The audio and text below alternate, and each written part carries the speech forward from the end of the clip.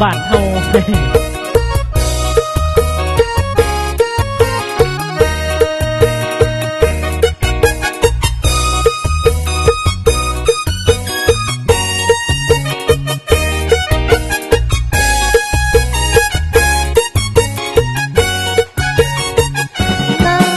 ล้นอ่างไหลท่วมทางหน้าบ้านกระโสมยังใส่ท่วมจนเข้าลมสะแคงกระโสมหาลางน้องเต่าบ้านหาสาตีใส่โพสีที่หน้าสะขาวบ้านขาลานไหลไปหอดเราไม่ตับกับเสาไหลจน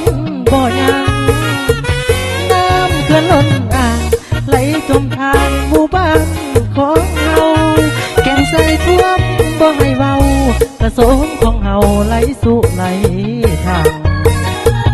น้ำพายน้ำสันน้ำใสห้วยบุญน้ำอ่างห้วยกระโสมน้ำปอล่างท่วมเขาบ่ยังสงสารพี่น้องลัก52บ้านมีใส่คุ้มคำโศกศอกบ้านสะปวนเขาเต็มออกล้อนั่งจอมทอกยืดพันสิ่งของส่วนนากระโสมน้ำไหลผมเป็นผู้เป็นทองหน้าน้องทางหอดหน้าเอาตองน้องดอกแซวหน้าน้องกระดาวน้ำเขื่อนล้นอ่างไหลจมทางสิเที่ยวบ่มีไฟฟ้าก็ดับทีลีสิ้นหวังอีกทีต้องมานั่งเจ้าสิ่งของเสียหายส่วนเราให้สิหลายกว่าเก่าเราบันสอบพระล้างน้องเต่าใครมักดื่มเหล้าสิรวยทีนี้ชะเป็นเพลงตลกเด้อพี่น้องเด้อ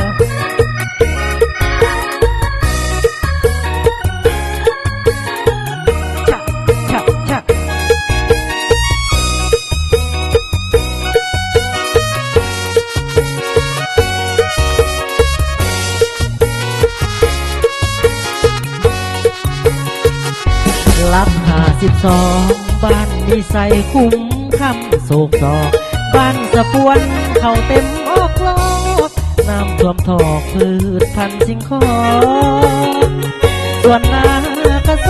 มน้ำไหลทนเป็นผู้เป็นทองหน้าน้องห่างหอดหน้ายินตองน้องดอกแซวหน้าน้องกระดาวน้ำเขื่อนล้นอ่างไหลท่วมทางสิเที่ยวบ่มีไฟฟ้าก็รับทีลีสิ้นหวังอีกทีต้องมานั่งเจ้าสิ่งของเสียหายส่วนเราให้สิหลายกว่าเก่าเราบางศอกขาล้างน้องเต่าให้มักดื่มเหล้าสิรวยปีนี้